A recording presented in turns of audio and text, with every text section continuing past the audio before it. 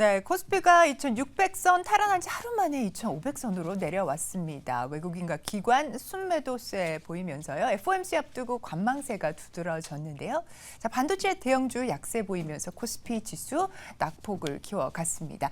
자, 이제 개장 2시간이 앞두고 있습니다. 성공투자의 필수적인 핵심 이슈들 정조준해 보도록 하겠습니다. 임순재 루크투자연구소 대표와 함께합니다. 대표님 어서 오십시오. 네, 안녕하십니까?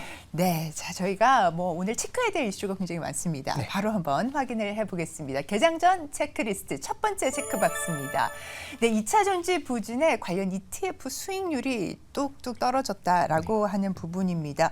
지금 ETF 수익률 하위 1위에서 4위에 다 2차 전지 관련주를 담은 그 ETF들이 포진해 있다라고 되어 있는데요. 좀 하락폭이 워낙 컸으니까 그렇죠? 네, 그렇죠. 뭐 2차 전지 관련돼서 뭐 고점이 지났다는 상황이 있다. 좀 조정을 받고 있기 때문에 전반적으로 좀 하락을 보였다라고 보시면 될 것 같습니다. 특히 뭐 코덱스 2차 전지 뭐 산업 레버리지 같은 경우는 이제 레버리지가 붙어 있으니까 상대적으로 좀 하락폭이 좀 더 컸다라고 보시면 될 것 같고요. 한 17% 가까이 하락을 했습니다. 그다음에 뭐 타이거 KRX2 KRX 2차 전지 뉴 딜리버리지 같은 경우도 한 16% 정도 하락을 보였다라고 보시면 될 것 같고요.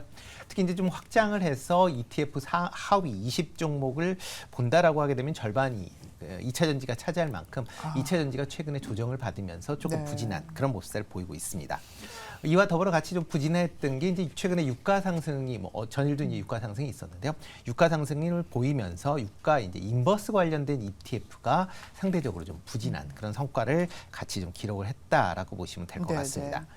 ETF 수익률에서 하위 10개를, 20개를 그렇죠. 꼽았을 때 반 정도는 2차 전지 관련주 그리고 나머지는 또 유가 인버스에 베팅을 한 경우다라고 말씀을 좀 주셨습니다. 사실 ETF 하면 호불호가 좀 갈리는 것 같아요. 개별 종목을 들어가지라고 생각하는 분도 그렇죠. 있고 하지만 또 ETF가 맞는 분들도 계실 것 같은데요.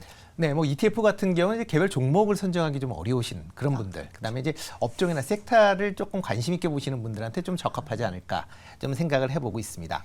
물론 이제 개별적인 투자를 하실 때 그 변동폭 자체가 개별 종목에 비해서 좀 상대적으로 좀 떨어지기 때문에 좀 짜릿한 맛이 없다라고 뭐 얘기하시는 분도 계시는데 일단 그러다 보니까 그러니까 ETF에 대한 거를 좀 꺼려 하시는 분도 있긴 하지만 그렇지만 이제 그런 거보다는 좀 더 섹터에 좀 집중하고 싶다라고 하게 되면 뭐 ETF를 담는 것도 분명히 나쁘지 않을 것 같다라고 생각이 되고 있습니다. 다만 이제 ETF를 투자하실 때 몇 가지 좀 유의사항이 좀 있다라고 보여지는데요. 첫 번째 이제 특정 ETF를 투자를 하실 때 ETF 수가 갑자기 증가하는 그런 이제 섹터는 조금 조심을 하셔야 되지 않을까라는 생각을 해보고 있습니다. 뭐 최근에 이제 뭐 2차 전지 관련된 뭐 ETF 같은 경우도 대부분 그러니까 요즘에 이제 수익률이 좀 부진한 그런 내용들을 본다라고 하게 되면 보통 올해 이제 2분기, 3분기에 만들어진 그런 이제 종목들이다라고 보시면 될 것 같고요. 특히 뭐 이번에 수익률 부진했었던 4개 종목 중 3개 종목은 지난 7월 달에 설정이 됐습니다.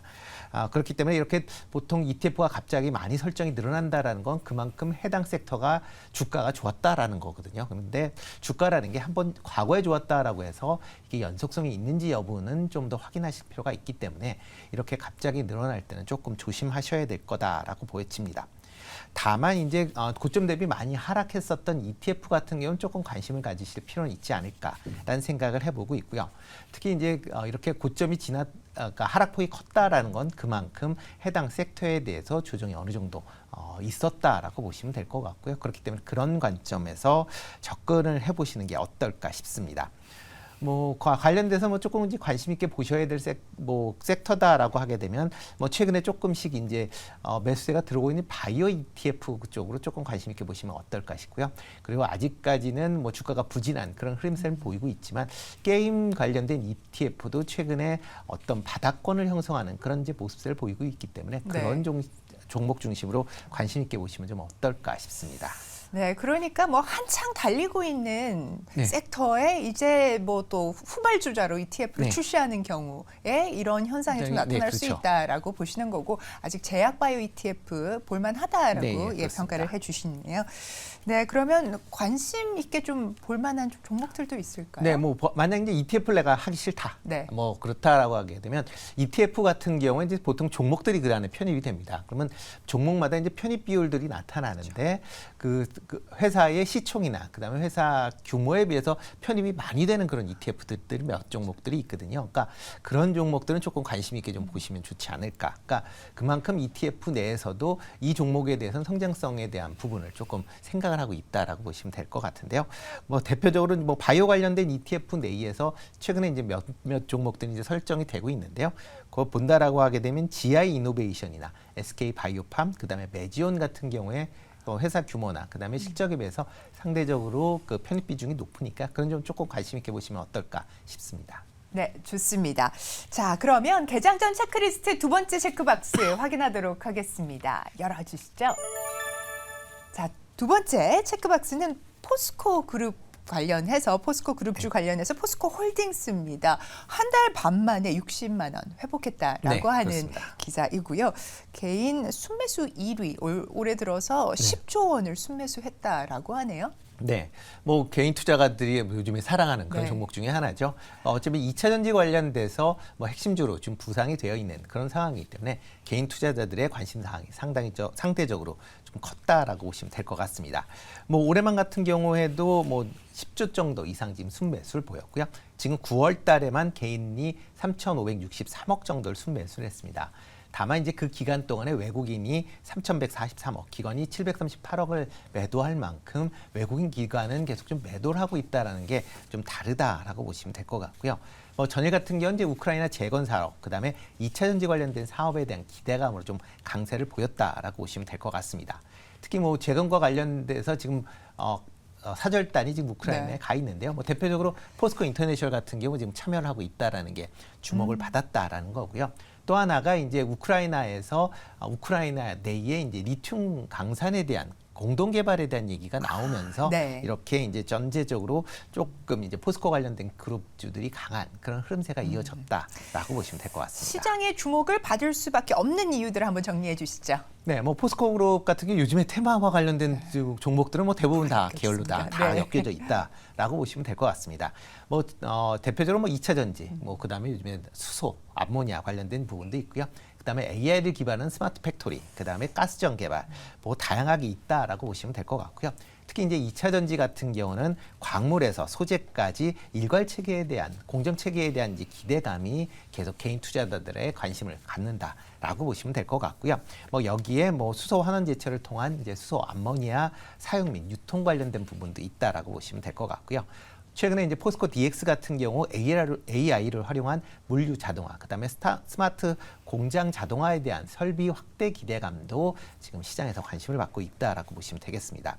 여기에 이제 포스코 인터 같은 경우도 뭐 구동 모터 전기차에 들어가는 구동 모터 코어 관련된 부분도 시장에서 관심을 받고 있는 데다가 최근엔 이제 인도네시아 내에 유망 가스전 탐사권까지 같이 취득을 했다라는 게 시장에서 관심을 받고 있는 그런 상황이다라고 보시면 네. 되고요.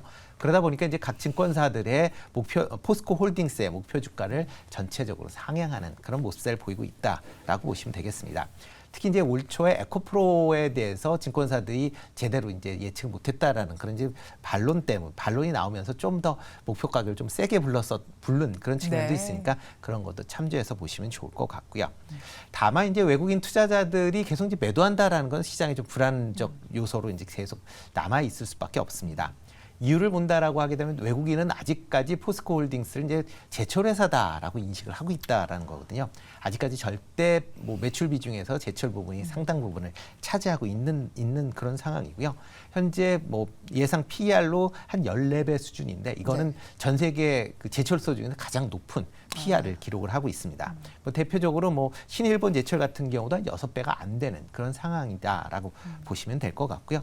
뭐 PBR 같은 경우도 지금 뭐 한 배는 안 된 0.9배다라고 해서 상대적으로 좀 싼 거 아니냐라는 그런 이제 얘기들은 나오고 있지만 글로벌 철강 회사들의 평균 PBR이 0.5에서 0.7배 수준이다라는 걸 감안하면 아직까지는 제철 기준으로 본다라고 하게 되면 높게 그런 이제 인식을 가질 수밖에 없다라고 보여지고요. 네. 뭐 이거를 뭐 해소하기 위해서는 일단 신사업에 대해서 일단 어떤 식으로 이제 성과가 가시적으로 나타나야 네. 외국인도 제철이 아닌 이런 이제 신사업 관련된 기업으로 아마 인식이 전환되지 않을까. 아마 그때까지는 조금 시간이 걸릴 가능성은 있으니까 뭐 외국인 뭐 투자에 대한 그런 거보다는 개인 투자자들의 이제 매매 수급 여건에 따라서 주가가 움직일 가능성이 좀 더 높아졌다라고 보시는 게 맞지 않을까 싶습니다. 네, 포스코홀딩스 지금 신사업에 대한 실적 지켜야 된다 말씀을 주셨고요. 신사업이라면 여기서 배터리 관련 또 리튬 관련 뭐 이렇게 보면 될까요? 그렇죠. 뭐 그쪽으로 네. 제일 크게 보시면 될 것 같고요. 근데 뭐 최근 들어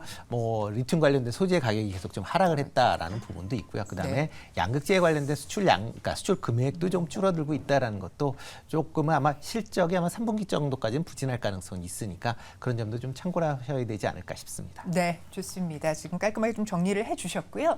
자, 개장 전 체크리스트 4번째 체크박스 열어보도록 하겠습니다. 자, 저희가 살펴볼 것은 또 위성통신 활성화 전략 네. 과기정통부에서 지금 발표를 했습니다. 지금 뭐 워낙에 위성통신 관련돼서는 지금 바쁘게 뭐 준비 중인 것 같습니다. 글로벌 기업들도 마찬가지인 그렇죠. 것 같은데요. 어떻게 보셨습니까? 네, 뭐 정부에서 2030년까지 이제 저궤도 위성 이제 3기를 쏘아 올린다라고 하는 것 때문에 이제 또 발사를 추진한다라고 얘기를 하고 있습니다. 뭐 지금 이게 첫 번째가 아니고요. 세 번째 이제 그 지금 작업인데요. 지난 두 번째 같은 경우는 이제 신청을 했는데 예타에서 신청이 미끄러지면서 이제 계속 진행이 안 됐다라고 보시면 될 것 같고요. 이번에는 조금 발사체를 기존의 4개에서 3개로 축소를 하고 이에 따라서 예산도 한 4,800억으로 이제 네네. 줄이면서 다시 예타를 신청한다라고 보시면 될 것 같습니다. 뭐 정부 입장에서 보면 저궤도 위성에 대한 통신 위성에 대한 뭐 니즈는 계속 커질 것이다라고 그런 이제 생각을 하고 있다라고 보시면 될 것 같고요. 특히 이제 우크라이나 전쟁 이후에 군 입장에서 보면 저궤도 통신 위성에 대한 필요성이 좀 더 커졌다라고 보시면 될 것 같고요. 이뿐만 아니라 저궤도 위성은 6G 관련된, 그러니까 6G 관련돼서 향후에 뭐 주도적인 그런 이제 그 역할을 할 것이다라는 그런 이제 얘기들을 하고 있습니다. 그런 관점에서 본다라고 하게 되면 이런 육지를 하기 위한 저궤도 위성은 반드시 필요로 한다라고 보시면 될 것 같습니다. 이에 따라서 이제 글로벌 민간 기업들이 많이 이제 투자를 하고 있다라고 보시면 되는데요. 네. 대표적으로 이제 테슬라에서 하고 있는 스페이스 X가 이제 대표적이다라고 보시면 될 것 같고요. 현재 한 4,000개 정도의 저궤도 위성을 올렸고요. 최종적으로 10,000개 이상의 저궤도 위성을 올리겠다라고 지금 얘기를 하고 있는 그런 상황입니다. 이뿐만 아니라 영국의 윈웹이라는 회사와 그다음에 미국의 아마존 같은 경우도 지금 저궤도 위성 사업을 적극적으로 지금 추진을 할 거다라고 예상을 하고 있습니다. 만약 이렇게 이제 현재 이렇게 이런 글로벌 회사들이 이런 쪽에 이제 투자하는 이유가 2030년도에는 글로벌 위성통신 시장이 2,100억 달러 이상으로 확대될 것이다라고 예상들을 하고 있고요. 네. 특히 이제 육지와 활용되는 그런 이제 뭐 통신 시사를 전체적으로 한다라고 하게 되면 뭐 시장 규모가 2조 원이 넘을 것이다라고 2조 달러가 넘을 것이다라고 지금 얘기를 하고 있습니다. 그만큼 시장이 확대되고 있다라는 점도 같이 주목해서 보셔야 되지 않을까라는 생각을 해보고 있습니다. 뭐 글로벌 시장 규모도 말씀을 해주셨습니다만은 이 차세대 통신 인프라라고 하는 것이 단순히 시장적인 측면뿐만이 아니라 잠시 언급해 주셨던 어떤 국방 안보에 네. 있어서도 굉장히 핵심적인 것 같더라고요. 네, 최근 그렇죠. 우크라이나 전쟁 관련해서 일론 머스크가 네. 의도치 않게 이렇게 그렇죠. 그좀 재고의 좌지우지할 위성 수 때문에 있는 나오고 그런 있죠. 상황이 됐다라고 할 정도로 또 다른 측면 좀 중요성을 가지고 있다라고 볼 수가 있겠는데 6G 그러니까 차세대 통신 인프라에서 네. 그러면은 6G가 꼭 필요한 다른 업종들 어떤 업종들까지 연결이 돼 있을까요? 네, 뭐 6G 한다라고 하게 되면 뭐 통신과 관련돼서 어떻게 보면 상당한 이제 변혁이 일어날 거다라고 생각을 하고 있습니다. 그만큼 6G를 하게 되면 그러니까 접속 속도가 상당적으로 이제 빠르게 되는 거고요. 그러다 보면 이제 최근에 얘기가 나오고 있는 자율주행이나 아니면 UAM, 뭐 그다음에 무인 드론 같은 경우도 이런 산업군에 같이 이제 맞물려 있다라고 보시면 될 것 같고요. 이런 또 산업군이 되기 위해서는 또 6G에 대한 투자가 지금보다 더 활발히 진행돼야 된다라고 보시면 될 것 같습니다. 네, 6G 통신의 시작이 바로 저게도 위성 통신에서 나온다라고 하는 말씀으로 이해를 할 수가 있을 것 같습니다. 자, 그러면 마지막으로 네, 저희 시장 전략도 한번 확인을 해봐야겠죠. 네, 뭐 그러니까 이번 주에 이제 FOMC 회의가 있다 보니까 뭐 전체 뭐 전일 이제 미국 시장도 뭐 횡보 국면을 보였는데요. 아마 국내도 일단 그런 상황이 좀 이어질 가능성이 있다라고 보여집니다.